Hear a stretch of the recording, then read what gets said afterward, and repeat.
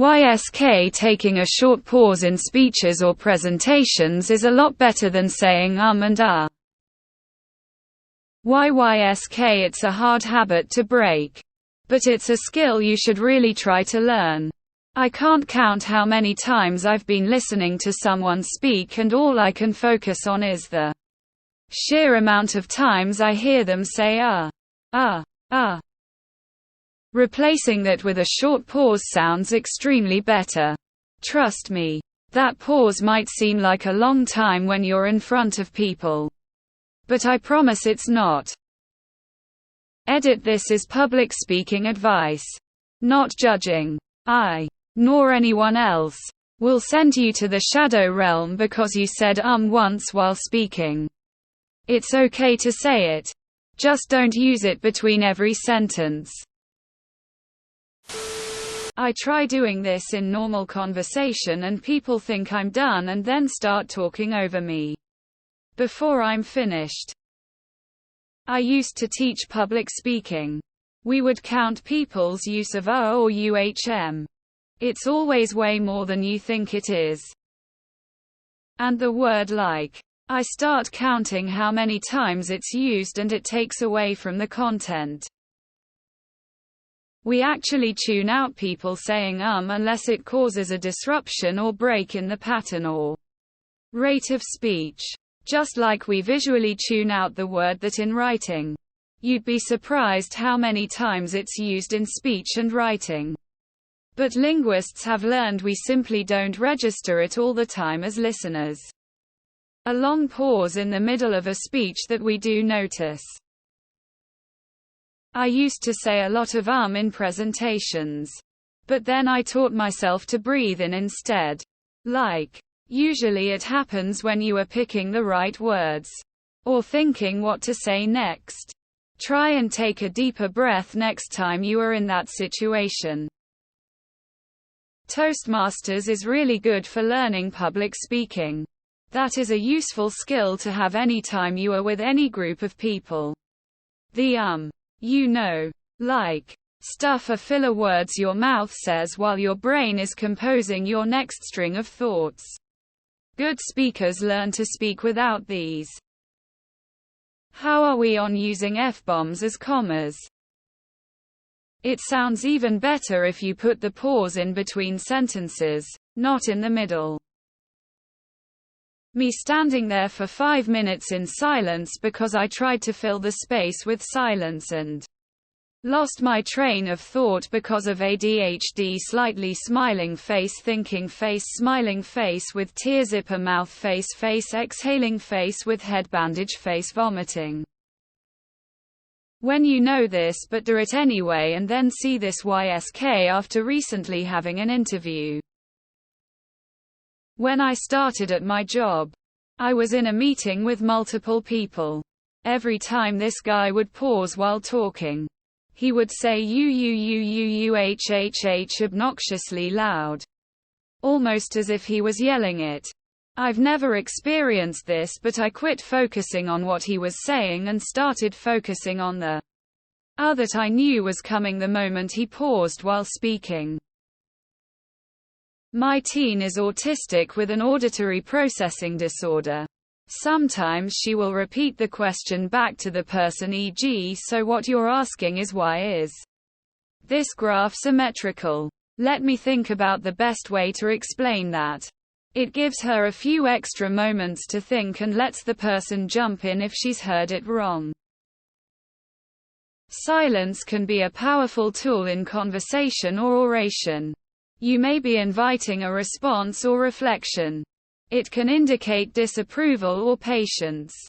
We try so hard to communicate with speech when sometimes silence is the more appropriate tool.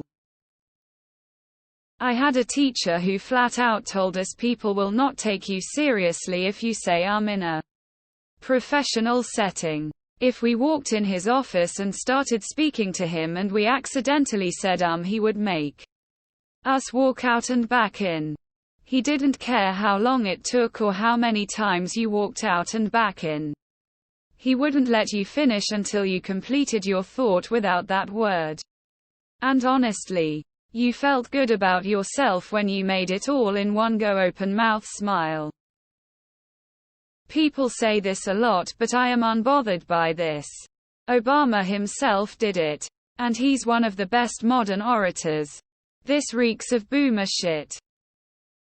Talking to me. And are not as bad as like and you know. Those are unbearable. I learned this when I had a stand-up stint. The dead air feels like an eternity, but asking my friends about it, they said they didn't notice. To you. When I worked in a call center around 2011, we did an exercise where the instructor gave us all an random prompt from some prompt generator and set a timer for 5 minutes. One at a time. We would stand up and give a presentation on our individually assigned prompts. The person to make it the longest without saying or got free lunch. We did this a few times. I really enjoyed it. Although I never won. It did highlight just how often we all say it. And how easy it is to resort to using those words. Especially when uncomfortable. Mildly related. But learning how to use the proper in a language you are learning is very useful. This only applies in presentations and not daily convos. As a former and UHHHER, it took months to train myself to stop doing it and just pause.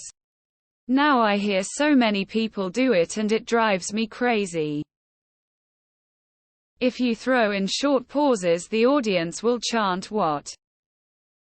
In my oral communication class in college, after our first speech, the professor said that one of the students had 42 UMMS. And I forgot the number of likes and other fillers. We all had a good laugh. That student was me. If you have to speak in front of people and are evaluated by it, then yes, it would be helpful to try to improve on your public speaking skills.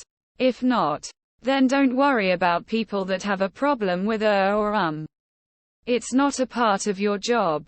Fuck 'em. You know is the worst. You're getting a lot of pushback in the comments, but it's solid advice. I teach all my team members this and help them prepare for presentations to sound more professional. Saying constantly during a presentation makes you sound unprepared or incompetent, and neither is a good look. It's amazing what a difference a little preparation and practice can make in terms of delivery and audience reception. Nah. Judging people for saying is silly. Uncontrollable, I assume, especially if you haven't prepared anything to say. Thank you for publicly addressing this. Sometimes I just have to change the channel because of the overabundant usage of the ums. Am I the only one this doesn't bother? Obviously some people abuse it and say it so much that you can't even comprehend a sentence. But generally people give me good feedback on presentations and I definitely use them as fillers. Granted, I maybe use it once per section of speech or however you want to divide it up, but I don't think that's an issue. I don't understand why so many people on television who are being interviewed say I mean before they have even uttered a word.